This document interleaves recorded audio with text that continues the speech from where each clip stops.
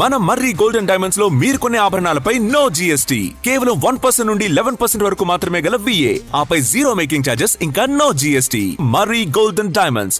DK Shivakumar ఈ పేరు వింటేనే ఒక వ్యక్తిలోని పట్టుదల, దృఢ సంకల్పం గుర్తుకు వస్తాయి.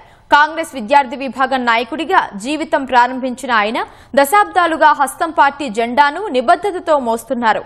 18 ఏళ్ల వయసులో ప్రజా జీవితంలోకి అడుగుపెట్టిన డీకే 1989లో తొలిసారి అసెంబ్లీకి ఎన్నికయ్యారు. పార్టీలో ట్రబుల్ షూటర్ గా, సంక్షోభాల్లో నమ్మదగిన నేతగా పేరుగాంచారు. విద్యార్థి నేత నుంచి ముఖ్యమంత్రి పీఠం వరకు సాగిన డీకే శివకుమార్ రాజకీయ ప్రస్థానంపై ప్రత్యేక కథనం. డీకే శివకుమార్ కర్ణాటకలో 3 దశాబ్దాలకు పైగా శాసనసభ్యుడిగా అపార అనుభవం గడించారు. ఉప ముఖ్యమంత్రి సహా పలు కీలక మంత్రి పదవులను, పార్టీ నాయకత్వ బాధ్యతలను నిర్వహించారు. భారత జాతీయ కాంగ్రెస్ అధిష్టానానికి విధేయుడైన ఆయన 1989 నుంచి ఎమ్మెల్యేగా ఉన్నారు. శివకుమార్ కర్ణాటకలో ఒక్కలిగ సామాజిక వర్గానికి చెందినవారు. రాజనీతి శాస్త్రంలో మాస్టర్స్ డిగ్రీ పొందారు. రాజకీయాలకు అతీతంగా శివకుమార్ విద్యారంగం, రియల్ ఎస్టేట్, ఆతిథ్య రంగాల్లో సమర్థుడైన వ్యాపారవేత్త. దేశంలోని సంపన్న రాజకీయ నాయకుల్లో ఆయన ఒకరు. 1980లో విద్యార్థి నేతగా కెరియర్ ప్రారంభించిన శివకుమార్ అనతి కాలంలోనే కేపీసీసీ విద్యార్థి విభాగం అధ్యక్షుడయ్యారు. 27 ఏళ్ల వయసులో 1989లో ఎమ్మెల్యే అయ్యారు. ఇప్పటికీ 8 సార్లు అసెంబ్లీకి ఎన్నికయ్యారు.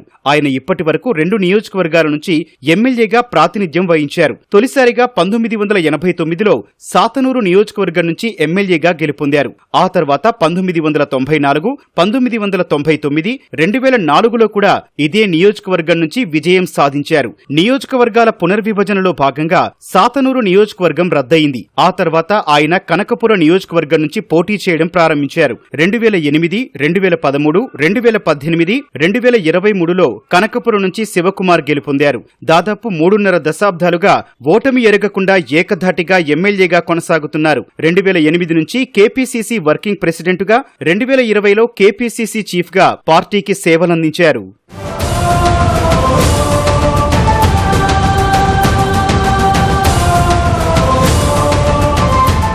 బళ్లారి ఉప ఎన్నికల్లో, కొన్ని ఇతర రాష్ట్రాల్లోని ఉప ఎన్నికల్లో కాంగ్రెస్ పార్టీ విజయం సాధించడంలో ఆయన వ్యూహాలు కీలక పాత్ర పోషించాయి. గుజరాత్లో పార్టీని ఏకం చేయడం ద్వారా అహ్మద్ పటేల్కు రాజ్యసభ ఎన్నికల్లో విజయం చేకూర్చడంలో ఆయన పాత్రను కాంగ్రెస్ విస్తృతంగా అభినందించింది. పార్టీ ట్రబుల్ షూటర్గా పేరొందిన డీకేఎస్కు వివిధ రాష్ట్రాల్లో సంక్షోభాల్లో ఎమ్మెల్యేలు రక్షించడానికి పార్టీ హైకమాండ్ కీలకమైన బాధ్యతలను అప్పగించేది.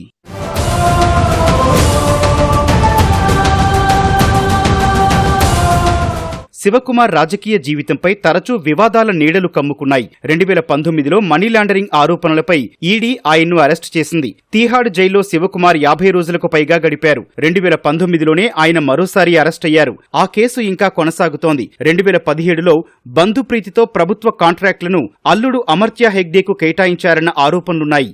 ఏది ఏమైనప్పటికీ కర్ణాటక రాజకీయాల్లో డీకేఎస్ శక్తివంతమైన నాయకుడిగా కొనసాగుతున్నారు. 2023 అసెంబ్లీ ఎన్నికల్లో పార్టీని ఆయన కష్టపడి అధికారంలోకి తెచ్చినప్పటికీ సీనియర్ నేత సిద్ధరామయ్యే ముఖ్యమంత్రిగా ఎంపికయ్యారు. అప్పుడు ఆయన తిరుగుబాటు చేస్తారని చాలా ప్రచారం జరిగింది. అయితే పార్టీ ప్రయోజనాల కోసం డీకేఎస్ పదవిని త్యాగం చేశారని చెబుతారు. అంతర్గతంగా ఏం జరిగినప్పటికీ పార్టీపై, అధిష్టానంపై గాని ఆరోపణలు, నిందలు వేయకుండా హుందాగా నడుచుకున్నారు.